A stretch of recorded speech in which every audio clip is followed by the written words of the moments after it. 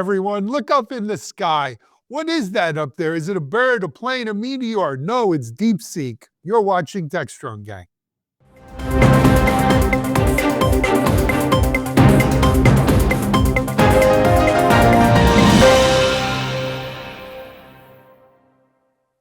Hi, everyone. Happy Tuesday. It's Alan Schimmel here at Techstrong Gang. You know, there are some days where I'm just so damn excited to be on here to talk about stuff because the world is exciting. Whether you like what's going on in the world or not like what's going on in the world, there's arguments to be made on both sides, but it's nevertheless exciting. I guess it proves that old Irish proverb written by Mike Vizard's great-grandpa. May you live in interesting times. Speaking of Mike Vizard, let me introduce our fantastic Techstrong Gang lineup for us today as we delve into some really important subjects. I mentioned him, so I might as well go there. He's not back in Ireland. He's actually up in upstate New York, as we call it, from Long Island. He's our Chief Content Officer, Mike Vizard. Hey, Mike, how are you? By that definition, the Bronx is upstate. So pretty much, yeah. Well, only the northern Bronx. Like Yankee Stadium was still the city, but once you got up like Bronxville, up that area, that was already upstate. Anyway, joining Mike and I, we have our Ohio contingent. They're both regular gang members, part of our Futurum Brotherhood and of Tech Field Day.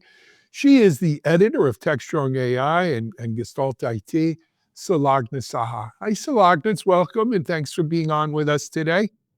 Hi, Alan. Thank you so much. So happy to be here. Great to have you. And then joining Sulagna, he's the founder of Tech Field Day and still its president, running the show over there, our friend Stephen Foskett. Stephen, good to see you. It's nice to be here. I'm not sure geographically, but we might have just gone north to south. Could be. From Mike to you to the Ohio folks. I mean, because Sulagna's a little north of me. Oh, okay. Well, look, I didn't have my Google Maps on and stuff. I just wing it. Anyway, pretty close. And then certainly heading south. That I know for sure. Coming down here to the Boca Raton studios, we're joined by our Everything Green and Sustainability Analyst and Editor, the one and only Bonnie Schneider. Hi, Bonnie. How are you? I'm well, Alan. Great to be here. Great to be here. And of course, as I said, I'm Alan Schimmel, if you don't know. And we're here now. So, anything happening in the news today, guys? There's this little startup thing called DeepSeek that everybody's flipping out about. Stock prices are dropping through the floor, and the issue is they created a AI model that is, I don't know, maybe a tenth the cost of what everybody else is producing it for. I'm just estimating off the top of my head, but folks are saying that they've created some new technique for training these AI models. They have not said what that is exactly, so everybody's scratching their head about how this thing works a little bit, but it's pretty clear that the cost of AI is coming down and it's all open source, so people are testing it and using it like crazy. But Alan, I know you've been following this, so what's your thoughts here? Absolutely. You know, there's circles within circles here, and you know, it's such an interesting story, not just from the technology perspective, but from the nation state strategic perspective, from the winning of the hearts and minds battle perspective here for AI, as well as the financial perspective. You know, I wrote what I think is a great article, if I say so myself. It's out on Techstrong.ai, and it talks about necessity being the mother of invention. So, Mike, I've got to, I don't necessarily agree with you that the retraining techniques was so obscured as to not understand what they were doing. I think time will tell. I think, you know, there's so much to this. Let's try to build the case as if I was back in law school, and we'll start, you know, at that general foundational layer. What the folks, this company did, DeepSeek, Chinese-backed company, in a matter of a couple months and for a mere few million, $6 million or something, they claim to have built a AI that rivals ChatGPT, Gemini, Claude, Llama, and all the best that the Western AI companies have done at a cost of $1 trillion or so, or whatever it is. And they did it not with the latest, greatest, honkinest GPUs from Jensen and the NVIDIA folks, but with relatively much more modest hardware. They did it not with these elaborate training kind of machinations that take months and years, but in a matter of weeks using this retraining technique, as they call it. And then for the cherry on the top of the cake, they released it all, or if you believe, you're entitled to your opinion. They released it all under an open source license, and a real open source license, not some cockamamie fake open source license, but a real open source license, which will allow the world to verify this scientific method at its best. We could run this in labs. We could see what works, what doesn't work. Are they telling the truth? Are they not telling the truth? So that's at our base layer, right? Then the intrigue and the machinations come in.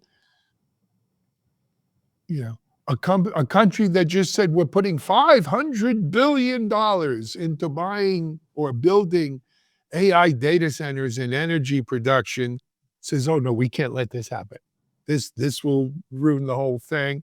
And immediately you start seeing, well, the Chinese have done this before. This sounds like cold fusion. This is, a ploy. They're using forced labor.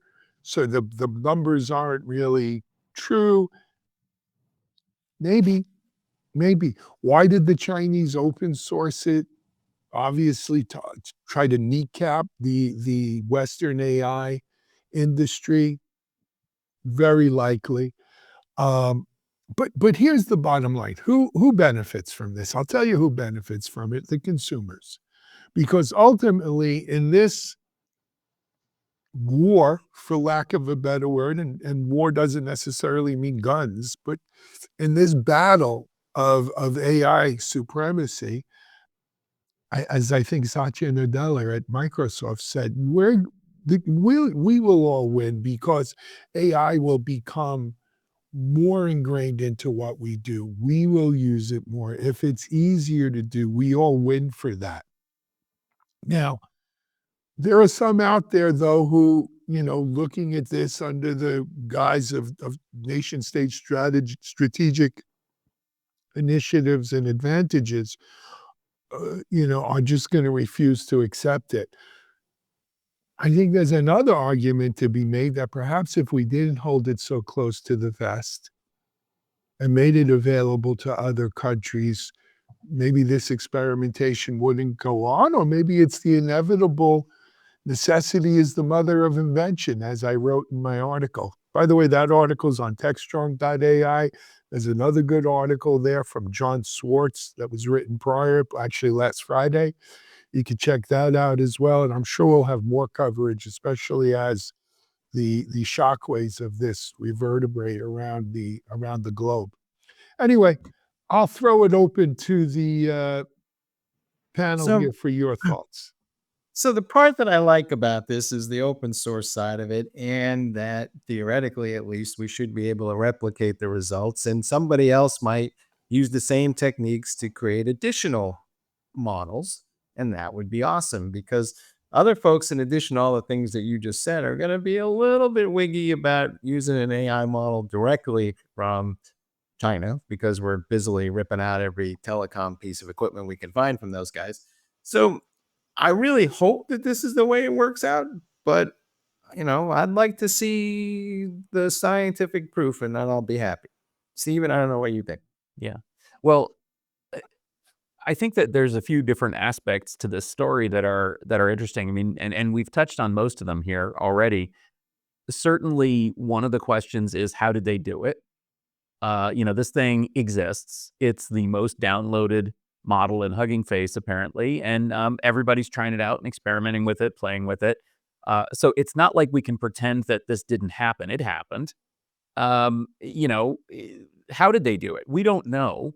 And I think that of all the controversies here, the how did they do it question may be the most salient controversy. In other words, it would be very appropriate, I suppose, in an international relations way for the Chinese government to want to stick a thumb in the eye of the US, just as the US is announcing big AI investments and tariffs and export controls and all this to say, look, we developed, we actually put this thing together with stone knives and paper, coat hangers, and it's just as good as anything you've got. I could completely see that from a political standpoint, and so we can't really truly know how they did it.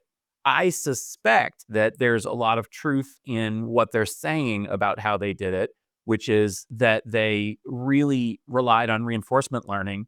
And furthermore, I suspect that the reinforcement learning leveraged a lot of the open source models and freely downloadable models that already exist out there. So if I was going to be training a new AI model, I would have it training in a classroom with Claude and Llama and all these, and let it let it do its thing with that as a way to train it. That may be how they did it, or it may be different. But setting aside how they did it and what they did it on, the next question is, did they do it on these export controlled H800s? Was it really just a small fraction of what one of these other companies would use? Again, we can't really know exactly for sure what they used to train it on, because of course there's a political implication of that too, in terms of access to technology and these export controls and so on. It is in their interests to say, hey, we put this together on 50 H800s. Ha ha. Did they? I don't know. You don't know. But I again, think we can maybe set that aside and let's look at the merits of the model. The model is really good. This is what's happening right now in AI, is that we have these companies like Meta, like Anthropic, like, and, like this model that are out there. They're freely available. People can build on them. People can use them. That's why I feel like the basic models are not the strategic advantage people think they are. And again, that would leads me to question this whole Stargate investment, because if we can have basic models that are freely available and then we can retrain them or connect them with applications or build, a network of agents out of them or whatever, well, that benefits all of us, but it also kind of kickstarts this entire industry. And in a way that frankly doesn't benefit the people that are spending, billions of dollars to develop these basic models. Do we really need basic models? I don't know. Sulagna, there's a whole bunch of articles on Techstrong AI about this thing. What do you think? So my thoughts are the same, really. Whatever combination of techniques they use, they made it happen within 2 years with a small team of people and with just a handful of GPUs. I do not know what combination of techniques, like engineering techniques, they use per se, but definitely it's been told that the experts who are studying the Chinese innovation, they say that it's smart combination of open source methodologies and software driven resource optimization. And obviously they used, interestingly, a small batch of candidates, like who are these are PhD students, and they do not have any industry experience. They just not seasoned AI engineers, so none of that. So these are individuals who are fresh out of university, eager to prove themselves, and really dedicate to the mission. So yeah, and none of these techniques that were used were novel, so to speak, but they mixed and matched them so well that that was half the job done, and the rest of it were, well, um, history. Everybody saw how impactful this thing is. You know, I'd like to turn from the technology aspect of this. And, I was a political science and history major. And the implications here are stunning. couple of things. First of all through the Cold War, and I'm old enough to remember, as some of us here on the panel are, and some of us aren't, fine. But, you know, we were the Red Menace. We were brought up around the Red Menace. The Russians had more rockets than we did. They got to space first. Their planes were faster. And you know, in the rearview mirror of history, we found out we probably overestimated exactly how good the Russian technology was, right? They didn't have they may have had more numerically, excuse me, but the quality and sophistication were probably not what we had. That being said, they certainly they made more with less, right? Excuse me, where they didn't necessarily adopt digital technology for this rocket program. They did a hell of a job with the analogs. And their fighter jets maybe weren't as fancy electronically and cutting edges, maybe especially as, you know, the 70s turned to the 80s. But they were still damn good. And, you know, so while it wasn't the Red Menace that we were brought up to be, there was still something to be said for making do with what you have, and necessity being the mother of invention. And that's the whole point of my article, is that given what they had to work with here, never underestimate the ingenuity of the human mind and human nature. Nature abhors a vacuum, and where there's a will, there's a way. They figure it out. And you know what?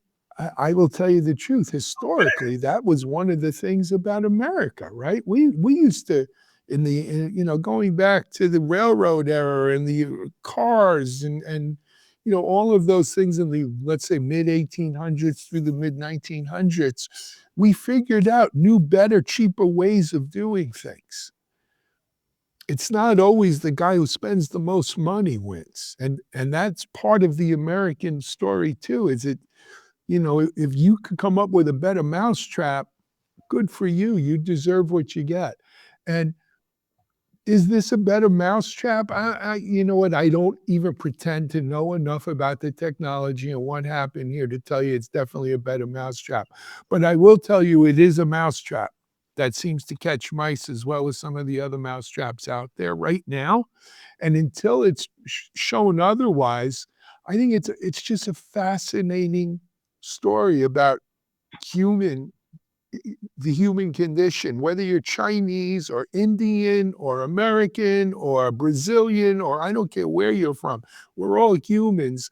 And our curiosity and our drive to figure out and solve problems that's what makes us human. And so kudos to them for what they've done, assuming that the whole thing's not full of beans, right?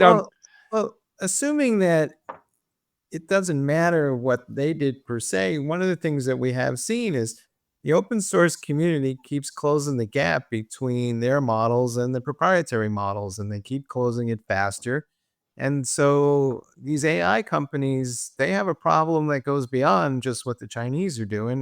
They're investing billions of dollars to build AI models and then turning around 6 months later and the open source community is right on their heels. So because the tighter you hold sand in your hand, the more the grains slip between your fingers. Somewhere Dr. Richard Stallman is dancing a jig because that is the open source model. I think it'd be great if some of the prices come down, if it creates more competition, because just one thing I've been watching is the prices keep going up as they add more features and you know, suck you into it. So I haven't tried it, the DeepSeek, but I'm curious to see the performance and of course the pricing. Well, there are a couple other technical aspects to DeepSeek that I think are particularly interesting and worth calling out. I am doing AI field day tomorrow and the next day after all, and we've been studying this. A couple of things. Number one, to Bonnie's point, DeepSeek uses lower precision mathematics, which requires much less power and infrastructure on the inferencing side as well as on the training side. And that is pretty valuable. And that's a trend that we've been seeing with AI models. I mean, the fact that you can run a deep learning model on your phone now shows that the power budget is dropping rapidly on the inferencing side. Another aspect of DeepSeek that I think is really interesting is that they're actually exposing the entire chain of thought as the model is trying to work out the answers to problems. Now, that's been something that has been a pretty closely guarded secret for companies like OpenAI. Even the models that do expose more chain of thought, for example, you can make Llama from Meta expose some of that if you really work hard. DeepSeek is doing that by default, and so you can really watch it doing the thing, which I think helps both in terms of giving us confidence in its answers, but also in terms of helping the next model develop, because we can see how this thing is working to some extent. And I think aspects like this are important, as well as the sort of big geopolitical questions of how did they do it and what does it mean for us. The DeepSeek team has pointed out that we're all helping each other to develop better models, and they wouldn't have been able to do this if it hadn't been for the fact that much of the work of researchers up to this point has been exposed for the rest of the world to learn from. And so essentially they're trying to share their innovations and say, look, we can do it with pure reinforcement learning. We don't have to have supervised training of the model, that sort of thing. I think that's very, very cool, and it helps push the state of the art forward in a way that science is supposed to work. Yeah. I'm looking forward to all the investor lawsuits that will be coming down the pike if this turns out to be true, because the investors are going to be, hey, you guys either should have known about this, or maybe you did know about this and you hoodwinked us. So, well, all those investors that are counting on OpenAI to develop artificial general intelligence this year. Right. It's coming. It's coming. So's quantum. I don't know. Not according to the NVIDIA CEO, quantum's not coming to be relevant for at least a decade. Hey, this is the guy who said you needed the biggest, baddest processors to do AI. I know Jensen's credibility is taking a hit here. Anyway, hey, we've devoted a lot of time to this, but well worth it. I'm sure this won't be the last time we discuss it, but we need to take a break here on Techstrong TV. We're going to come back to our next block as we talk about it's Data Privacy Day. What are you doing to celebrate? You're watching Techstrong Gang. SecurityBoulevard.com is the leading resource for news, analysis, and education on challenges facing the cybersecurity industry. SecurityBoulevard.com covers all aspects of cybersecurity, including data security, DevSecOps, cloud security, application security, network security, security threats, and more. SecurityBoulevard.com has the largest selection of security content, featuring breaking news, blog posts, podcasts, and more. Visit www.securityboulevard.com to learn more. SecurityBoulevard.com, home of Security Bloggers Network. All right, folks, we're back. And yes, we are celebrating Data Privacy Day once again. I think we've been at this for almost, that feels like a decade. I'm not exactly sure how long. But in the age of AI, I think this is becoming a more pressing issue. Stephen, what's your assessment of the current state of data privacy? Because some of the younger generation would say there's no such thing. Well, I think that that's a pretty cynical attitude, but I guess Gen Z can be forgiven for being cynical, considering that what they've been hearing all this time. Yeah, I am skeptical of declaring days.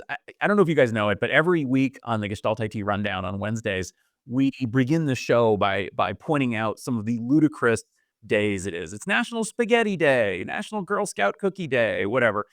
So Data Privacy Day does get my hackles raised, as the old men say, a little bit, as does the fact that the whole point of Data Privacy Day is to raise awareness.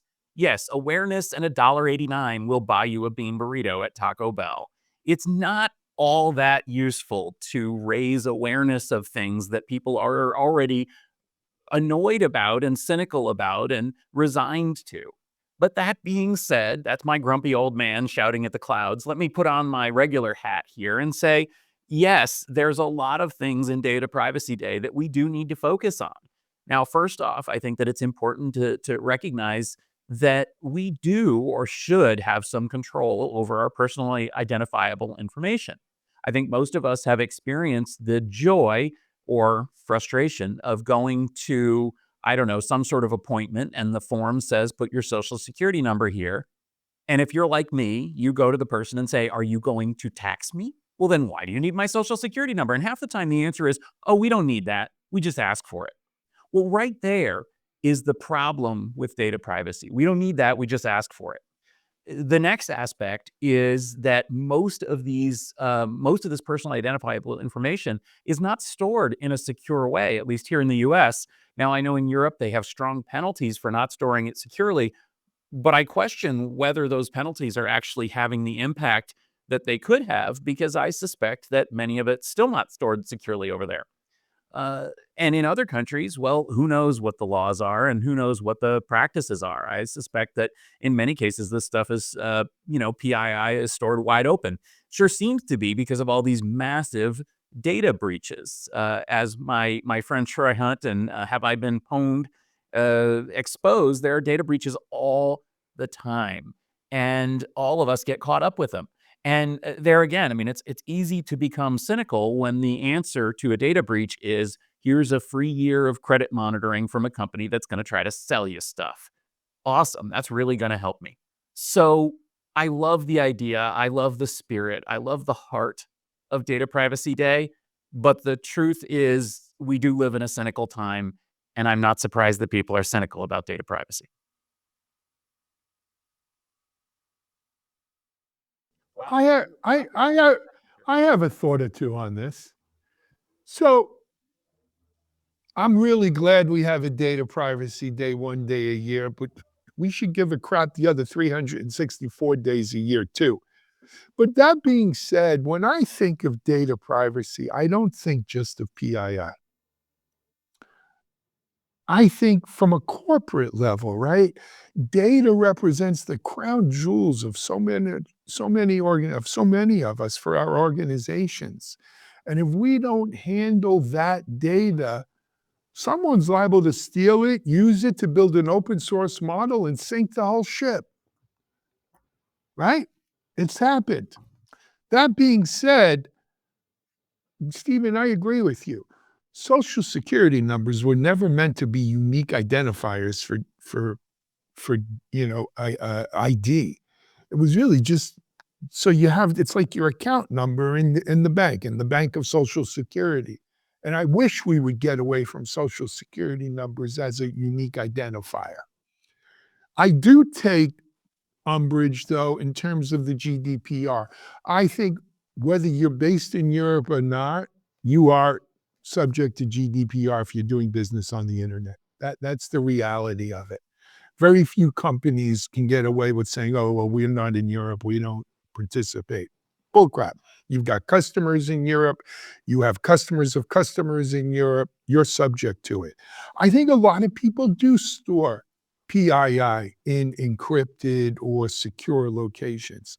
I just think the bad guys, the way most of these data breaches happen today is via a phishing attack.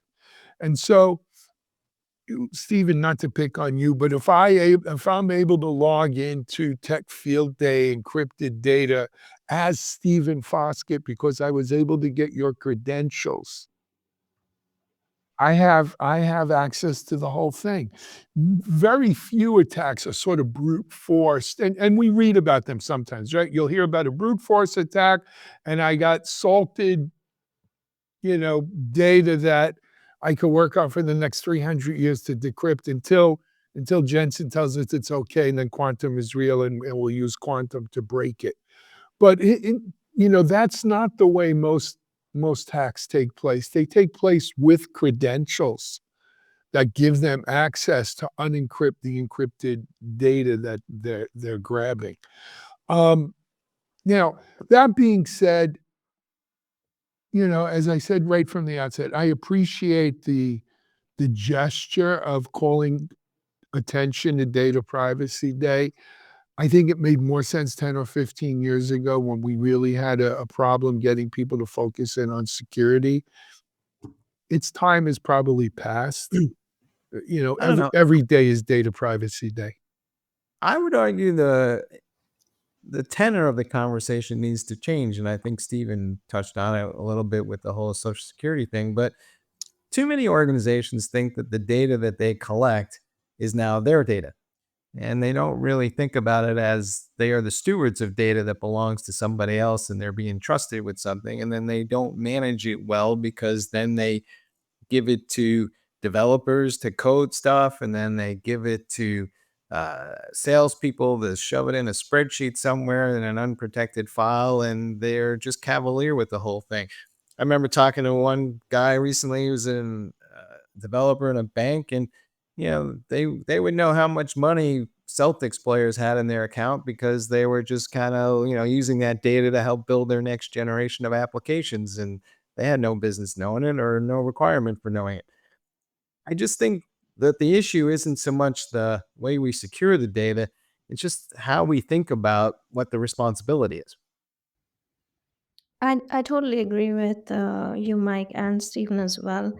Uh, I feel like that when data is getting collected from customers, it needs to be on a need per basis. Like if you need it, collect it. If you don't, then don't. Because we have all seen the downside of playing fast and loose with public data, public information, sensitive data, and things like that. And also sometimes companies rely on third party collectors who aren't always the most mindful about the security of that data. So yeah, I feel like that there needs to be some sort of oversight on what data is being collected and how it is being handled within the organization as it passes on from team to team.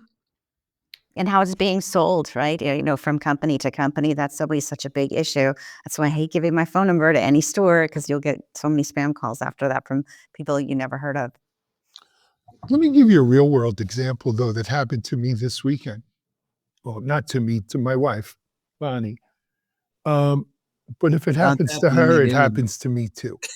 When you're married, as long as we are, it happens. But anyway, we get a letter in the mail from from a company called the Garden of Life. I don't know if you guys are familiar. The Garden of Life are people who make like protein powder. My wife's much more healthier than I am, and so she does all of that, and it seems the Garden of Life was breached. And Bonnie's PII was stolen, her name, our address, not her social security number, but her credit card number, and that she used to use her email and so forth.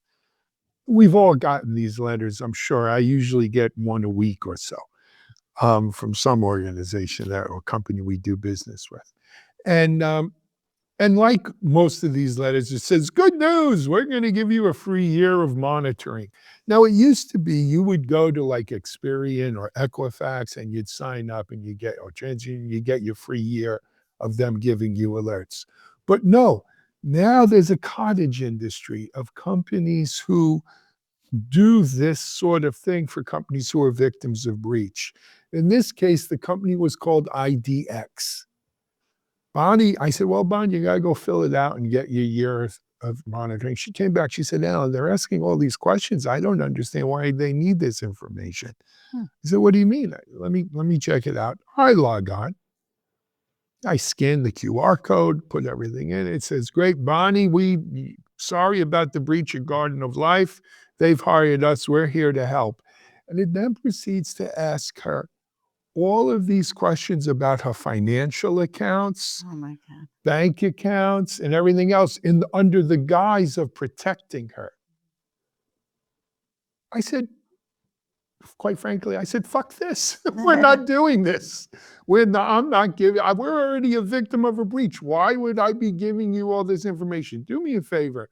If you see her information anywhere, her name or email address, you let me know. Until then, just, Well, if I can, SF up. if I could suggest a couple of tools, a couple of specific tools for people, let me just do that. So first off, I mentioned Have I Been Pawned? That's a great site to see if your email address is included in any data dumps I strongly recommend signing up. It's free, it's legit, it is respectable. Use it. The second thing is the only thing you should go to for a credit report is annualcreditreport.com. If you're in the US, outside the US, I don't know. But inside the US, there's a website called annualcreditreport.com, which is the actual US government one. And there's like 50 fake, Hasn't been shut fraudulent, down yet? salons, nonsense. No, it hasn't been shut down yet.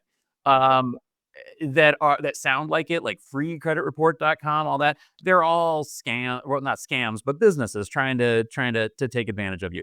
Annualcreditreport.com is the real one run by the US government. You can get your credit report, as it says, every year. You can actually get it every 4 months from each of the 3 credit agencies. So that's what I do, is every 4 months I download my credit report for free from the actual government one. The other thing is you can sign up for free in the US on TransUnion, Equifax, and Experian. You can navigate your way through there and get a free account, and then you can freeze your credit. And you should all have your credit frozen at all times, because it is really the only way to protect yourself from fraud and scams. And even then, it may not work. My wife had her a payday lender lent somebody some money using her stolen information, even though her credit was frozen. And they keep coming back to her now saying, "Hey, you owe us this money," as they sell it to yet another bottom dweller. But the point is, those are basically some legit resources that you should use. I would never sign up for some random service that is randomly saying that it's going to protect me, if only I give it even more information. So back to the subject at hand, Data Privacy Day. Let's keep our data private. Let's not give it out as much as we possibly can. And happy Data Privacy Day to you. We're going to take a break here on Techstrong Gang. We're going to come back. We're going to end up with the future of farming from our very own farm gal, Bonnie Schneider. You're watching Techstrong Gang. Discover Techstrong Group, the epicenter of tech innovation. We're your go-to for reaching IT leaders and practitioners worldwide. Our secret? Impactful content that sparks awareness, engagement, and top-quality leads. With us, you'll access editorial websites, streaming videos, virtual events, custom content, analyst research, and more. Join our satisfied clients. Let's revolutionize your tech journey. Contact us today and tell your story to the world in the most powerful way with Techstrong Group. Welcome back to the Techstrong Gang. We all love fresh fruits and vegetables, well, mainly vegetables in this case, but you might think you have to go to a farm way outside of a city to get them. But now there's a new way to do it. I guess it's not that new. It's actually been a while that it's been happening, but the technology for this service is improving. I'm talking about vertical farming, which is very popular in urban areas. And it's fascinating how much lettuce, for example, they can grow in such a small space. I decided to take a closer look at vertical farming and the tech behind it. Hi, everyone. I'm Bonnie Schneider with your Ecotech Analyst Insights. The future of farming is indoors and upward.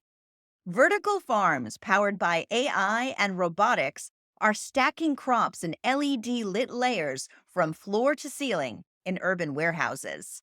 Smart sensors and AI algorithms continuously optimize temperature, humidity, and nutrient levels, while automated robots handle everything from seeding to harvesting. The result? A single facility can now produce the equivalent of 400 acres of conventional farming in just 1 acre of vertical space. 2 key growing technologies dominate this space: hydroponics, where plants grow in nutrient-rich water solutions, and aeroponics, where roots suspend in air, receiving nutrients through a fine mist. These soilless systems enable precise control over nutrient delivery while reducing water usage by up to 95%. Plus, they can enjoy perfect growing conditions regardless of the weather outside. Vertical farming does face challenges, including energy costs and crop limitations. Plus, the initial investment for vertical farms can be substantial. Where can you find vertical farms? Cities like Singapore, Dubai, Shanghai, New York City, and Tokyo are currently leading the way in vertical farming. By producing fresh food year round within city limits, vertical farming offers a new model of agriculture using less water, no pesticides, and minimal transportation. An appealing solution for expanding urban areas.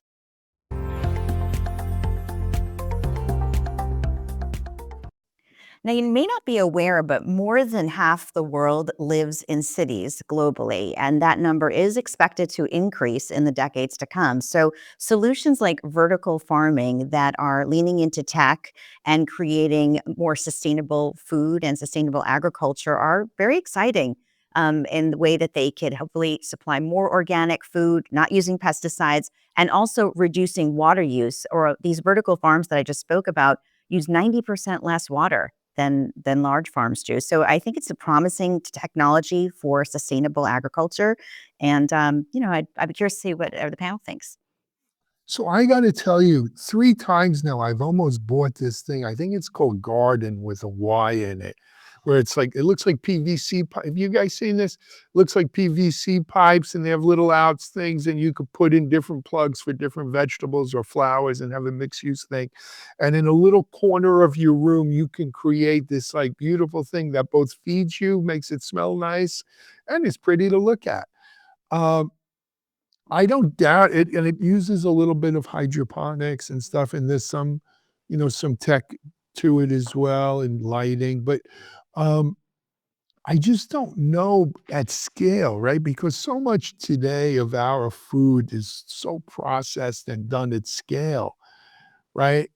Could this make a meaningful dent in big ag, right? And I'm all for it if it does, obviously. Well, they're So doing this what here in Ohio, and we're excited about it here. I just want to throw that out there.